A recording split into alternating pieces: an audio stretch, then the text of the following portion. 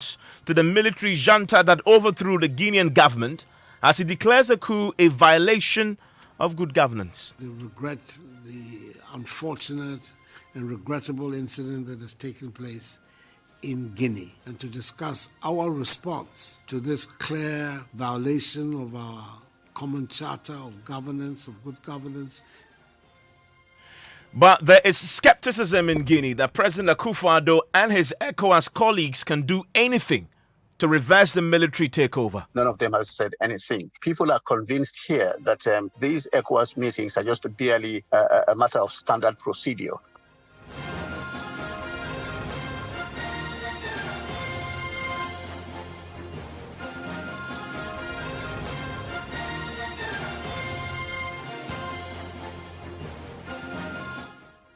This is Top Story with Evans Mensah.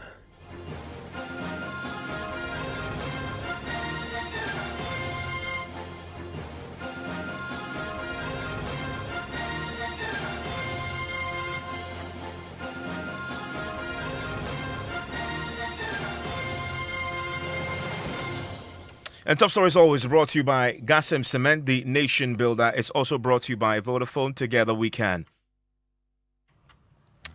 Unfortunate and regrettable, the position of President Akufo-Addo tonight on the coup d'etat in Guinea as he rallied his colleague heads of state across the sub-region to respond to the military overthrow of the Guinean government. Now, President Akufo-Addo has today been hosting a virtual conference of his colleagues. The president chairs the sub-regional bloc ECOWAS, which has come under intense criticism for doing little to avert the coup in Guinea.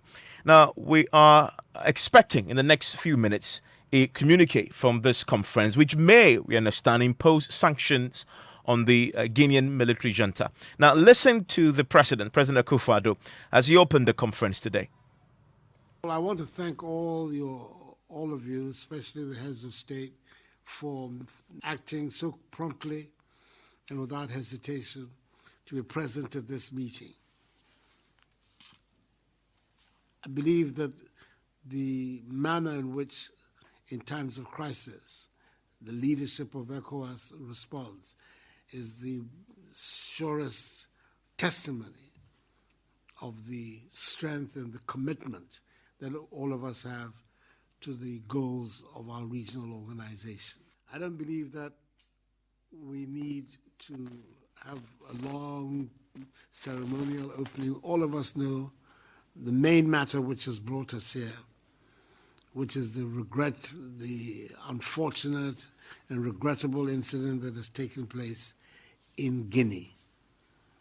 And it is to discuss that and to discuss our response to this clear violation of our common charter of governance, of good governance in the ECOWAS region, and what decisions we want to take in response. So with that, I'd like to welcome all your excellencies and others to this virtual meeting. Well, that meeting, we understand, just ended. We're expecting a communique shortly. I'll take you live to that particular meeting right now with my colleague Elton Broby, who is at Jubilee House. He has the very latest on this. But I need to update you on the situation in Guinea, by the way. While all this is happening with the threat of sanctions that we are now expecting from this meeting chaired by the President Akufo-Addo, in Guinea itself, the leaders of the military junta are proceeding as business as usual. In fact, they are attempting to endear themselves to the Guinean people. And as of today, they've released about 80 political prisoners who had been detained under the ousted President Alpha Conde. Now, as they walked free, they were welcomed by crowds of cheering supporters in the capital, Conakry. This is from observers there. We'll hear from a reporter shortly on this, that the indications are that the military junta that overthrew the government seem to be laying the foundation to stay on longer than they had verbally expressed earlier. Listen to a few of the people who were released from jail today. These were prisoners who had been incarcerated under the previous regime. It's a feeling of joy, but mostly of freedom. 12 months in a jail is not easy. We thank God as we had faith that this day would come. You can't continue denying people their freedom and run the country just like that. Today, the military freed the country. All we can do is thank the people for their support during these difficult times for us, our families and all Guineans who fought for this moment. We don't really have any hatred, but we feel that an injustice has been ended. Qui vient d'être terminé. Nous voulons donc demander. We would like to call on all Guineans as well as security forces to unite around CNRD so that we can work on a short transition and go back to Republican institutions as soon as possible. Plus bref délai. Nous demandons à l'ensemble. We are asking all Guineans to be united. We need a new Guinea, a calm Guinea, a Guinea built on moral principles, a Guinea that is an inspiration. Well, around 400 people had been imprisoned during protests in 2010, and some of them have just been freed tonight in Guinea. The BBC correspondent on the ground there reports that this has become very well received by the Guineans themselves, and every indication is that the leaders of the military are saying all the right things and endearing themselves to the people. But there's also skepticism about the ECOWAS leadership and what they can do on the back of the meeting that President Akufo-Addo is chairing. Listen to Hassan Silla. And I've been visiting the houses of at least two very prominent people among those released. The one is Mr. Abdoulaye Ba. He's one of the leading members of the Selu Jallo's opposition party. And the other man is Fonike Menge, arguably the most celebrated prisoner here. I'm in Fonike Menge's house, and I just had a word with him, and he says he's not feeling very well. In fact, he was released from hospital yesterday. He was still in hospital. So people are happy, people are singing and clapping. Do we know how the decision to free them was actually taken? Well, by yesterday morning, we knew that negotiations were going on between officials of the Justice Ministry, and this followed an edict by the new military ruler who asked the Justice Department to review the cases of these detainees. So, I mean, it came almost too quickly for some of us, and then by the time we knew it, people were jubilating on the streets. And the word we found that these political prisoners, some of whom had spent like 10 months in prison without charge, had been released. So this is 79 people that have been released. You've mentioned about 3 notable names. Any other people? And do we know what's going to happen to the other people that are in jail still? Well, nothing has been mentioned about them, but I'm sure they'll be given the same treatment. But I think this is just a manifestation of the new military ruler's decision to make sure that justice is done. I suppose that's what the new military ruler is saying. But I'm wondering, the politicians who are among those that have been freed now, they can't be too happy that this was an unconstitutional route through which Alpha Conde was removed from power. Or am I mistaken? No, you're not. You're quite correct. I mean, even Abdoulaye Ba, whom I spoke to earlier today, he too is looking forward to justice because he believes it was the injustice of Alpha Conde that led to their imprisonment. He said, look, we are just citizens. We are entitled to our opinions. He wanted a third term in office. We were opposed to that. He jailed us for that. Now that things have turned this way, we are expecting justice. But are they concerned perhaps that, in the past, military men who come into power tend to want to stay in power rather than quickly relinquish it back to a constitutional order? Well, most definitely. I mean, if Guinea hasn't directly gotten that example, a military man comes to power and promises heaven on earth, democracy and all that. I mean, we could remember Lansana Conte. He came in the early 1980s, and that was a time when the democracy came to Africa. He promised to hand over to civilian rule, but in the end, he remained in power for 26 years, So people are drawing parallels with things like that and saying, well, this man is saying all the right things. I mean, he's beginning to do all the right things, for example, saying he would form a government of national unity. Now he has released those people who many think were unjustifiably detained. But still people have question marks. They say, I mean, these military people cannot be trusted. So all people are doing here now is waiting and watching what would happen next and eventually. Of course, the international community and Guinea's neighbors are also watching. They're discussing this in detail. They've condemned the coup. Are there plans to reach out to ECOWAS, to other international formations in order to explain things, calm things down? Well, Audrey, this is very interesting now that you mentioned the neighbors. You know, in the first place, I must tell you that none of this country, like, for example, neighboring Liberia, Sierra Leone, or Cote d'Ivoire, the very immediate ones, none of them has said anything. People are convinced here that these ECOWAS meetings are just barely a matter of standard procedure. I mean, all of these people who are there or their representatives at one point or the other came here to convince Alpha Condé not to go for a third term. And they said it was unconstitutional, it wouldn't be good, it wouldn't be a good example for the sub-region. But he kind of ignored all of them and he went ahead, bullied people, some people got killed, and he got his third mandate. If this has happened to him today, I'm sure some of those sitting in that meeting will just be, adhering to normal procedure, but they will say Alpha Condé brought this upon himself. And that's Al Hassan Silla, our man. I want to go now to Jubilee House, where my colleague Elton Brobe is standing by. Hopefully, we have some word of this communique that we're expecting from the conference that the President Akufo-Addo has called as the chairman of the ECOWAS bloc. Elton, is this communique out yet? No, Evans, it's not up yet.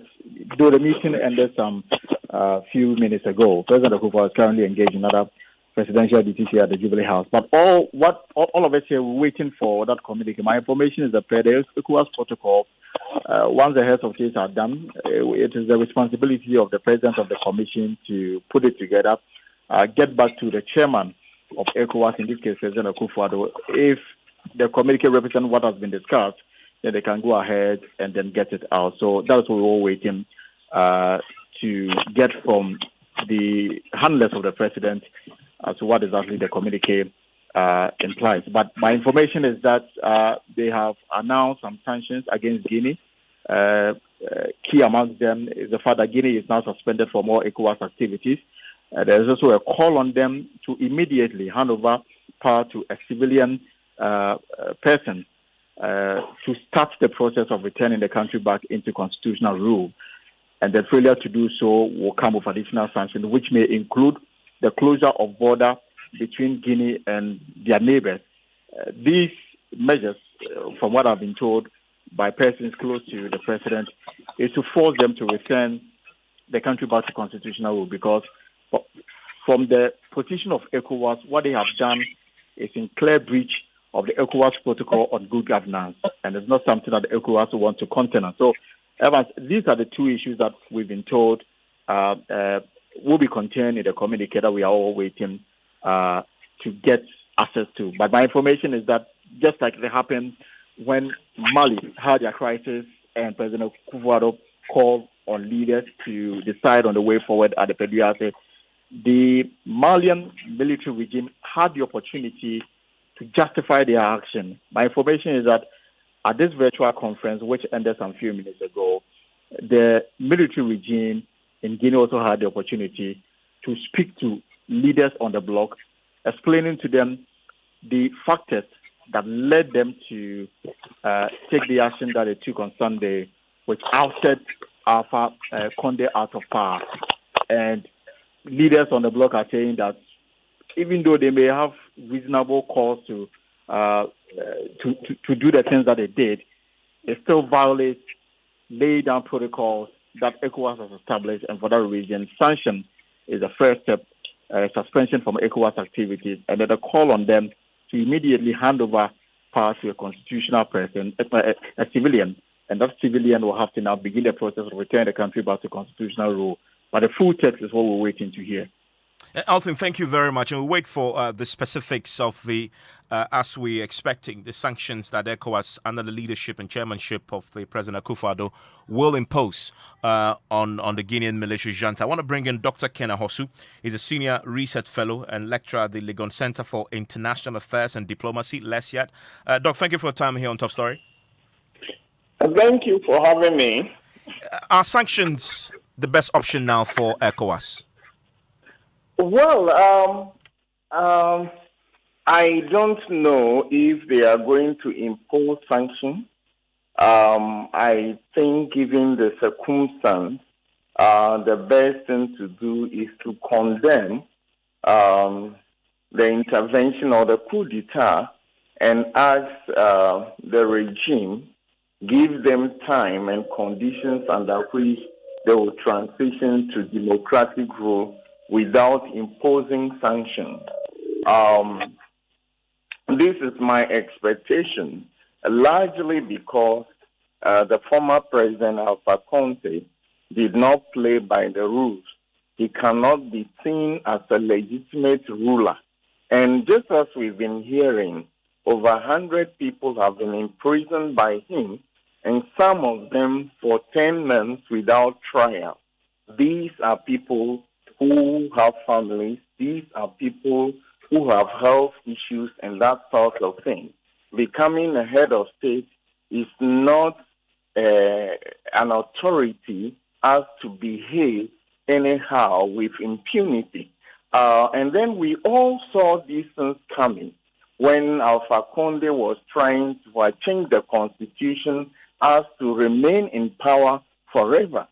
For goodness sake, after 83 years, what else do you have to offer Guinea people that you should just be imprisoning political opponents without any form of trial? Now it is no more the military regime in Guinea which is being under trial. Who is under trial now is ECOWAS. Its shortcomings are before the people. And I just remember the poetry in secondary school, the paradox I traversed. So how ECOWAS handles itself will either regain the legitimacy and the confidence African people in it, or it will just be seen as a bully without legitimacy issuing sanctions. I personally don't believe that sanctions is the way to go forward. What is to do is to condemn the coup d'etat and ask them that within this time and this time, form a transitional government with a civilian head and so and so. But should they go about imposing sanctions, they will be seen in a bad light by the whole of West Africa. Though, please stay with me. I want to go live now to Guinea. I've just been joined by an activist in Guinea, Mr. Jallo. Hello, Mr. Jallo. Thank you for your time here on Top Story on Joy 99.7 FM in Accra. Hello, Mr. How are you, Mr. Journalist? I'm great. Thank you for joining us. What's up? So on the ground today, we've heard today on the ground in Guinea that the release of 80 prisoners who were detained under the former regime. How are people reacting to this? And what's the reaction on the ground to the ECOWAS meeting that has just ended in Accra? Well, it is really a good news, and the release of it's actually more than 80 prisoners because it has been announced in the media that actually 711 prisoners are going to be released, but yet they released something like 80, if I'm not mistaken. They released 80 yesterday, and the process is going to go on in the next days because they need to check out the papers and analyze all the papers before they release some of the prisoners. If not yesterday, and among the prisoners that were released is one of the greatest activists by the name of Fonike Menge. He was released yesterday, and people were really on the roadside welcoming and really appreciating his effort because he's one of the greatest, and that has lasted over 6 months in the prisons. Now, ECOWAS just finished a meeting chaired by our presidents here in Ghana, President Akufo-Addo, and what's the expectation among Guineans on this? There's a sense that ECOWAS may issue sanctions or demand immediately the return to civilian government. What's the reaction there on the ground, if at all, to this? Sorry, I didn't get the question. The question is ECOWAS. ECOWAS is currently just finished a meeting on the Guinean situation. And we're hearing that possibly sanctions will be imposed, demands will be made for an immediate return to civilian rule. What's the reaction on the ground in Guinea to the reaction that may come from ECOWAS? Actually, ECOWAS is not more liable to Guineans. The population does not have any belief towards the ECOWAS because so far what has been going on ground during the over a year now since Alpha Conde got to power during his third mandate here. Let's say people don't have they don't believe in the ECOWAS and the way they are doing their things. I don't know if. Hello, Jallo. Hello? Yes, I can hear you. Please go on. Yes, I can hear you. Please go on. Hello? I can hear you. Please go on. Hello, Jallo. Can you hear me? I can hear you. Yes, please go on.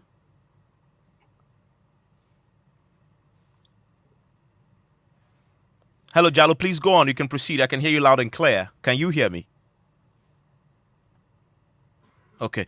We'll try and rectify that. But the sense I get from what he's been saying is that there's no faith in ECOWAS as far as what they can do with respect to the situation in Guinea is concerned. There are reports right now, and we'll confirm that shortly, that Guinea has been suspended from the ECOWAS bloc. I still have with me on the telephone line the research fellow from LESIAD, who of course has shared his thoughts with us on what is happening currently in Guinea, Dr. Kenna Hosu. Also joining me right now is a ranking member on the Foreign Affairs Committee in Parliament, Samuel Kudita Blakwa, who's also just joining us. Mr. Blakwa, thank you for your time here on Top Story. Let me ask you, that ECOWAS meeting is ended. We're expecting the communique.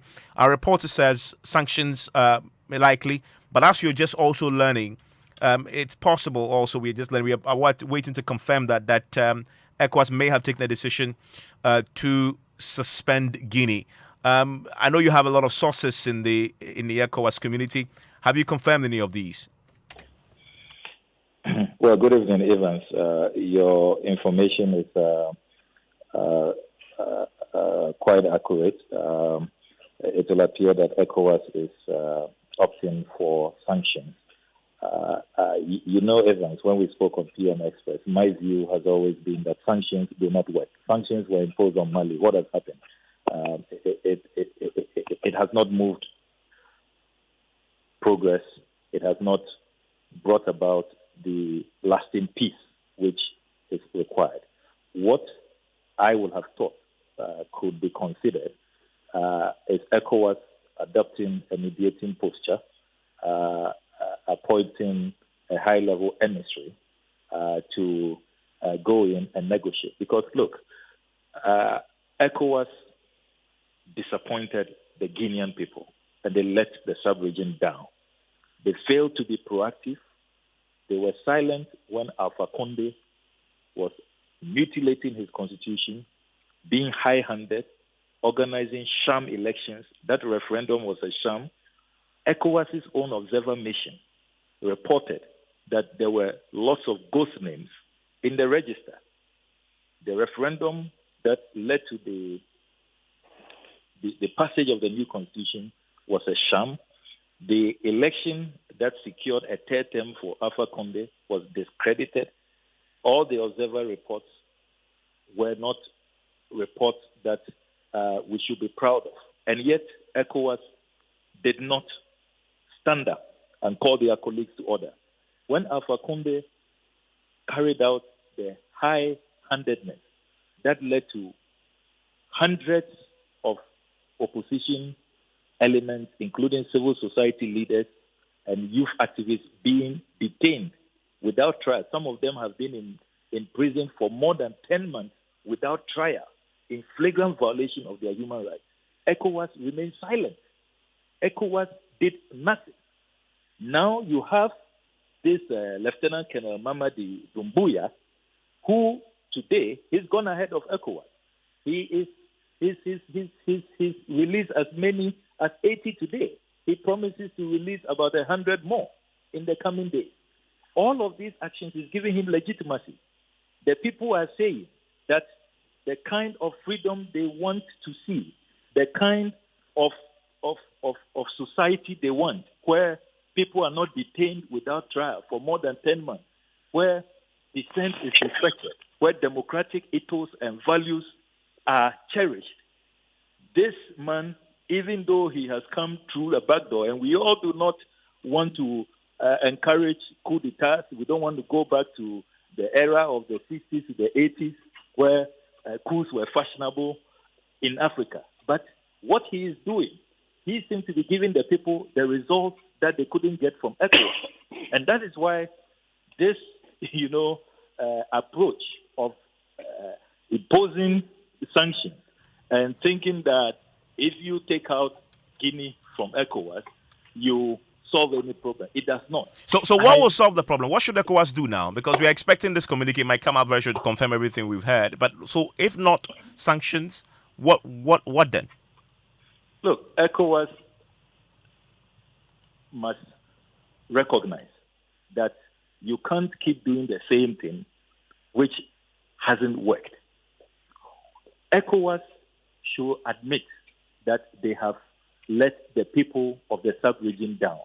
What they should be doing, first of all, is taking preemptive steps in all the other West African countries where constitutions have been amended.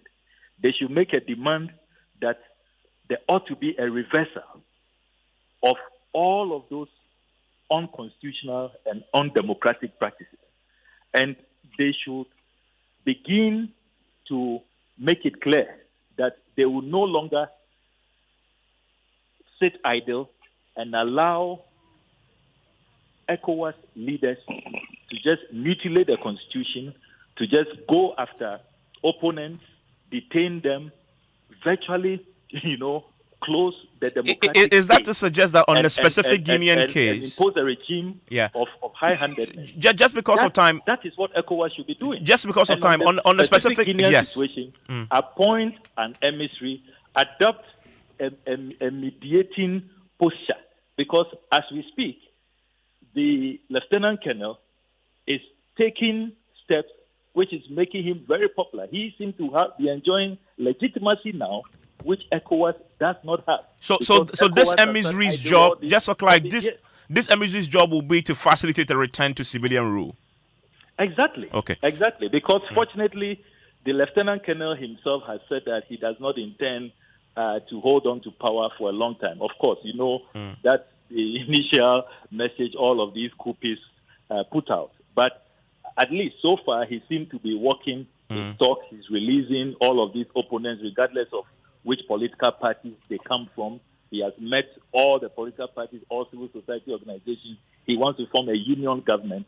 So there is some goodwill at this point. He's showing some good faith. Move in with an emissary and adopt a diplomatic negotiating posture. Okay. Mr. Okudzeto-Ablakwa, I'm grateful that you joined us. Dr. Ken Ahosu, who also had expressed a similar view on this matter, as in simply facilitate a return to civilian rule, or also discounting the effectiveness of sanctions, also joined us earlier. Dr. Ken Ahosu, I'm grateful that you joined us. He's a senior research fellow, lecturer at Legon Center for International Affairs and Diplomacy. Once we get that communique, we'll bring the details to you. Newsnight starts in a minute. My network is really killing me. I have to pay my uncle's workers via mobile money, but the charges alone, it's about 380 cedis. Hey, charges alone just to send money? That's $10 of cement already, my guy. Listen, bro, you can save money on charges if you move to Vodafone Cash now. Vodafone Cash? But my network is... Hey,